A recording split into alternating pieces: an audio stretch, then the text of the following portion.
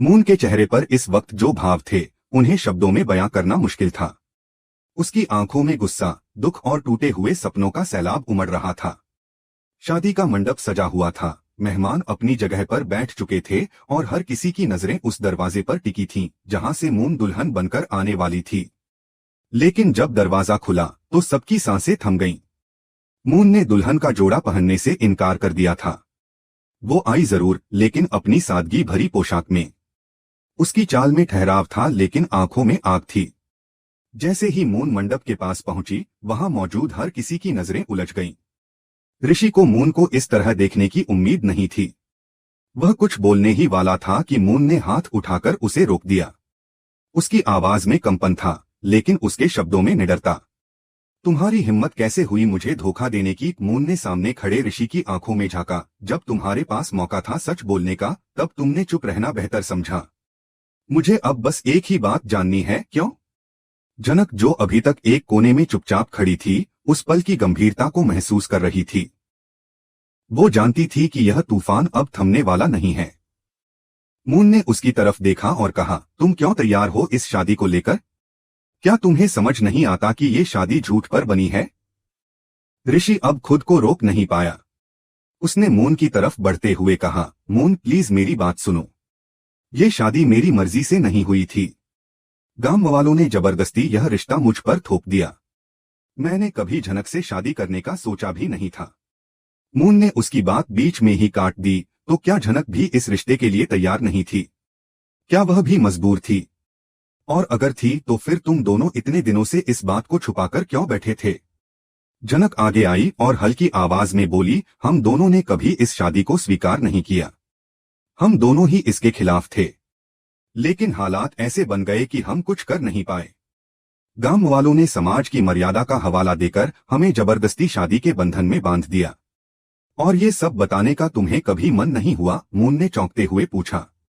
क्या एक तस्वीर या वीडियो देखकर मुझे सच पता चलना जरूरी था? अगर वो फोटो मेरे पास न आता तो क्या तुम अब भी मुझे अंधेरे में रखते? ऋषि अब पूरी तरह से असहाय लग रहा था। मून, मैं डर गया था, उसने सिर झुकाते हुए कहा। मैं तुमसे प्यार करता हूँ, लेकिन मुझे लगा कि अगर मैंने ये सच बताया तो मैं तुम्हें हमेशा के लिए खो दूंगा। और अब क्या हुआ? मून ने कटाक्ष करते हुए कहा, अब जब सच सामने आ गया तो तुम सब एक्सप्लेन करने आए हो। तुम मुझे दुल्हन बनाना चाहते थे, लेकिन खुद पहले से ही शादीशुदा हो। क्या यही तुम्हारा प्यार है? मंडप की रौनक अब एक अजीब सी खामोशी में बदल गई थी। मेहमान, रिश्तेदार और परिवारजन स्तब्ध होकर ये सब देख रहे थे। किसी को समझ नहीं आ रहा था कि अब इस शादी का क्या होगा। लेकिन मून का फैसला साफ था। वो अब इस रिश्ते को आगे नहीं बढ़ाना चाहती थी।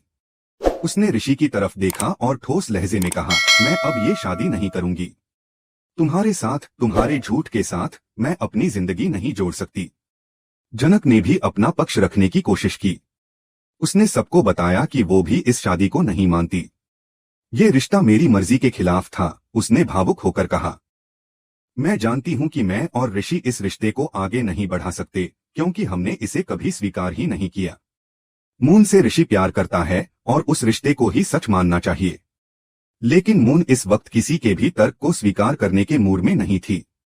उसकी आंखों में विश्वासघात की चोट थी, और उस चोट का मरहम सिर्फ सच्चाई हो सकती थी, वो सच्चाई जो बहुत देर से आई थी। मून ने फिर से झनक की ओर देखा और कुछ पल चुप रहकर कहा, तुम्हारी गलती नहीं है झनक। तुम भी उस हालात का शिकार हो जो किसी और ने बनाए थे। लेकिन जिस रिश्ता तुमने नकारा, उसे आज मैं भी नकारती हूँ। मैं किसी भी झूठ पर बने रिश्ते को अपनाने के लिए मजबूर नहीं हूँ। इतना कहकर मून पीछे मुड़ी और तेज कदमों से मंडप से बाहर निकल गई। पीछे रह गए सिर्फ टूटे हुए रिश्ते, अधूरे सवाल और वो सन्नाटा जो सबके दिलों में घर कर गया था। झनक वहीं खड़ी रही, चुपचाप, और ऋषि अब भी इस सच्चाई को पचाने की कोशिश कर रहा था कि उसकी जिंदगी की दो सबसे अहम औरतों ने उसे उसी पल दोबारा सोचने पर मजबूर कर दिया, जब वो सबसे ज्यादा खुद को सही मान रहा था। लेकिन क्या यहीं पर कहानी खत्म हो जाती है?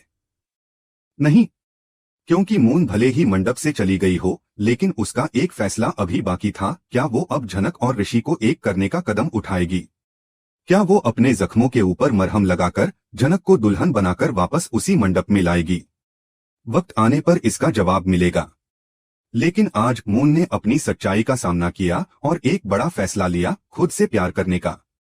मंडप में मची उस हलचल के बाद मून सीधे अपने पिता अनिरुद्ध के पास गई। उसकी आंखों में आंसू नहीं थे, लेकिन उसका चेहरा साफ बता रहा था कि उसका मन कितना भारी था। अनिरुद्ध, जो अब तक स्तब्ध था, बेटी की आंखों में उठते सवालों को समझने की कोशिश कर रहा था। मून ने बिना किसी भूमिका के अपनी बात रखी। पापा, मैं अब ये शादी नहीं कर सकती। कैसे करूं? एक शादीशुदा आदमी के साथ मैं अपनी जिंदगी क्यों जोड़ूं? क्या मुझे अपनी जिंदगी की कोई कदर नहीं? क्यों मैं किसी और की अधूरी कहानी में खुद को जोड़ लूं? अनिरुद्ध कुछ बोलने ही वाला था कि मून ने आगे कहा, मुझे सबसे ज्यादा हैरानी इस बात पर है कि अगर इसकी शादी पहले ही हो चुकी थी झनक से, तो उसने उसे पत्नी बनाकर इस घर में क्यों नहीं लाया? क्यों उसे सबके सामने एक नौकरानी की तरह रखा गया? ये शर्मनाक है। ये सिर्फ एक लड़की का नहीं, एक रिश्ते का अपमान है। ऐसा कोई करता है क्या पापा?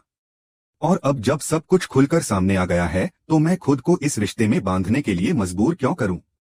उसके स्वर में दर्द तो था ही, लेकिन आत्मसम्मान की गूंज और भी ऊंची थी। वो ऋषि को अब खुलकर लताड़ रही थी।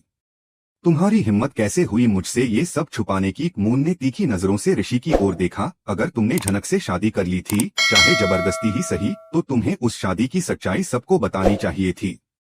उसे इस घर में पत्नी की तरह सम्मान देना चाहिए था, न कि एक नौकरानी की तरह पेश करना। ये शादी नहीं, एक खिलवाड़ है, और अब मैं उसका हिस्सा नहीं बन सकती। मून का फैसला अडिग था, लेकिन उसने बात वहीं खत्म नहीं की। अपने पिता की ओर रुख करते हुए वो थोड़ा नर्म पड़ी। पापा, अगर झनक और ऋषि की शादी पहले ही हो चुकी है, तो इस मंडप को यूं ही खाली मत जाने दीजिए। इन दोनों की शादी रीति रिवाज से करवा दीजिए।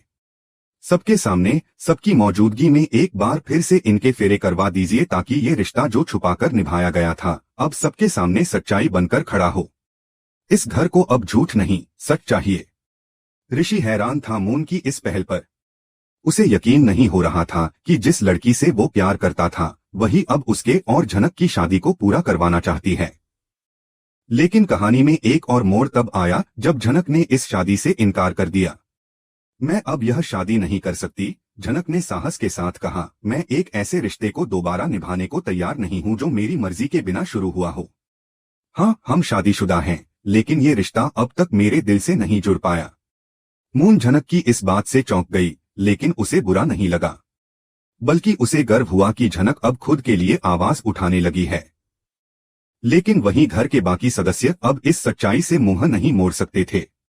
चाहे शादी जबरदस्ती हुई हो, लेकिन वो हो चुकी थी। अब सबको इसे स्वीकार करना ही होगा। खुद अदिति ने सामने आकर यह ऐलान कर दिया कि चाहे कुछ भी हो, झनक ही इस घर की बहू है। मैं अब ऋषि से शादी नहीं करूंगी, अदिति ने साफ शब्दों में कहा। और अगर वो किसी से पहले से शादीशुदा है, तो इस घर को झनक को ही बहू मानना पड़ेगा। चाहे वह शादी गलत थी या जबरदस्ती, पर अब यही हकीकत है। ऋषि, जो पहले झनक को गांव वापस भेजने की सोच रहा था, अब खुद असमंजस में पड़ गया था। उसकी कोशिश थी कि वह सब कुछ खत्म करके मून के साथ एक नई शुरुआत करे, लेकिन अब परिस्थितियां पूरी तरह बदल चुकी थीं। झनक अब सिर्फ एक नाम नहीं रही, अब वो उस घर की बहू बन चुकी थी, जिसकी स्वीकारोक्ति घर की बड़ी बहू अदिति ने कर दी थी। और यही कहानी ने एक और चौंकाने वाला मोड़ लिया, क्योंकि अब परासर की एंट्री होने वाली थी। झनक के पिता परासर जल्द ही मिलने आने वाले थे अपनी बेटी से। जब उन्हें पता चलेगा कि उनकी बेटी एक ऐसे घर में रह रही थी जहां उसे उसकी पहचान तक नहीं दी गई, तो उनका गुस्सा फूटना तय है। ये मुलाकात सिर्फ भावनात्मक नहीं होगी, बल्कि कई दबे हुए सवालों को भी जन्म देगी। क्या परासर झनक के लिए न्याय की लड़ाई लड़ेंगे, या वो भी हालात से समझौता कर लेंगे? मून, जो खुद को इस रिश्ते से दूर कर चुकी थी, अब एक नई भूमिका में आ चुकी थी, एक कड़वी सच्चाई की गवाह, जो झूठ और फरेब से निकलकर अब सच को अपने पांव पर खड़ा देखना चाहती थी। उसका मकसद अब सिर्फ खुद को बचाना नहीं, बल्कि उस लड़की को उसका हक दिलवाना भी बन गया था, जिसे ऋषि और समाज दोनों ने नजरअंदाज किया था। आने वाले दिनों में यह कहानी और भी तीखी होगी, जब रिश्तों की परीक्षा एक बार फिर से होगी, जब झनक को सिर्फ घर की बहू नहीं, एक इंसान के रूप में भी अपनी जगह बनानी होगी। ऋषि को अब सिर्फ अपने प्यार को नहीं, अपनी जिम्मेदारियों को भी स्वीकार करना होगा। और मून, वह अब एक निर्णायक मोड़ पर खड़ी है, जहां उसकी भूमिका सिर्फ एक त्याग देने वाली लड़की की नहीं बल्कि एक न्याय की राह दिखाने वाली महिला की होगी। और आप सोच रहे हैं कि अब आगे क्या होगा? तो यकीन मानिए, अब जो होगा वह रिश्तों के घमासान का अगला अध्याय होगा, जहां हर किरदार को अपनी सच्चाई, अपनी गलती और अपने फैसले का सामना करना होगा।